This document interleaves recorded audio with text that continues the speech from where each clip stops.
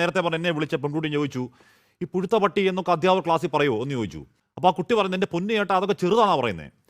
ഈ സ്കൂളിന്റെ ചരിത്രത്തിൽ ഇത്രയും വൃത്തികെട്ട ഒരു മാഷെ ഞാനിതുവരെ കണ്ടിട്ടില്ല. ചെറ്റത്തരമല്ലാതെ കയ്യിലില്ല. പോയി ചാടി ചത്തൂടേടി എന്ന ഈ അധ്യാപക വേഷധാരികൾ, ഇയാളടക്കം ആരി റാം എന്ന് പറയുന്ന ആളടക്കം ആവർത്തിച്ച് വിദ്യാർത്ഥികളോട്, ഈ കുട്ടികളടക്കം കാലാകാലങ്ങൾ ചോദിക്കുന്ന വർത്തമാനമാണെന്ന് പറയാണ്. ഒരു മര്യാദയൊക്കെ വേണ്ട സാറേ. ഇവൻ മഹാ തെണ്ടി തന്നെ. ഈ ചെറ്റ എങ്ങനെ ഒരു മാഷായി? കൈക്കൂലി അല്ലാണ്ടെന്താ? പരമാവധി ക്ഷമിച്ച് ഏതെങ്കിലും ഒരു വിദ്യാർത്ഥി മരിച്ച ഒരൊറ്റ വാക്ക് പറഞ്ഞാൽ അതോടെ തീർത്ത് കളയും, ആ കുട്ടിയുടെ ഭാവി തോപ്പിച്ച് കളയും. ഇവനൊക്കെ MG റോഡിൽ നാട്ടുകാരുടെ മുമ്പിൽ വെച്ച് കുരിച്ചു നിർത്തി കൂമ്പിലിടിച്ചെന്നാണ് എന്റെ ആത്മാർത്ഥമായ അഭിപ്രായം. ശിവപ്രസാദ്, എന്നിട്ട് നമ്മൾ പറയും ഈ കേരളത്തിൽ ജാതിയില്ല, എല്ലാം ഫെയർ ആണ്, എല്ലാ അധ്യാപകരും നല്ലവരാണ്. ഒന്നാം തരം കള്ളവല്ലേ ശിവപ്രസാദ്? നമ്മൾ ആവർത്തിച്ചുകൊണ്ടിരിക്കുന്ന ഏറ്റവും വലിയ ഒരു കാപട്യവും കള്ളവുമാണ്.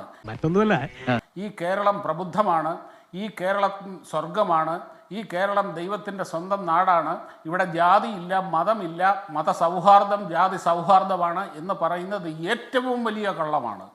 ഏട്ടൻ വളരെ നാളുകൾ കൂടി ഒരു സത്യം പറഞ്ഞു. കാര്യം കഴുത പറഞ്ഞാലും കേൾക്കണല്ലോ. ശത്രുവേട്ടൻ പറഞ്ഞത് കാര്യ.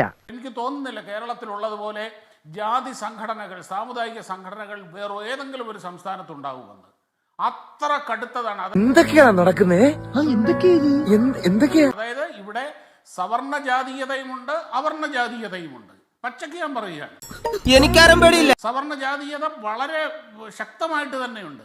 ഈ നാട് നന്നാവില്ല, ഒരു കാലത്ത് നന്നാവില്ല. കാര്യമുണ്ട് ഹാഷ്മി, നമ്മളൊക്കെ ഏതെങ്കിലും ഒരു സമുദായത്തിൽ ജനിച്ചു പോകുന്നു. അത് നമ്മളുടെ ആരുടെയും ഗുണമോ ദോഷമോ കൊണ്ടല്ല, അങ്ങ് ബൈ ചാൻസ് സംഭവിച്ചു പോകുന്നതാണത്. ഈ പറഞ്ഞത് ന്യായം. അതിൻ്റെ പേരിൽ അഭിമാനിക്കുക, ഞാനൊരു വലിയ സംഭവമാണ് എന്ന് കരുതുന്നവനാണ് ഏറ്റവും, അത് എന്നിട്ട് പുറത്ത് ജാതി ഇല്ല എന്ന് പറയുകയും കൂടെ ചെയ്യുന്നവനാണ് ഏറ്റവും വലിയ കള്ളൻ. തീർന്നോ? അത്രേ ഉള്ളൂ.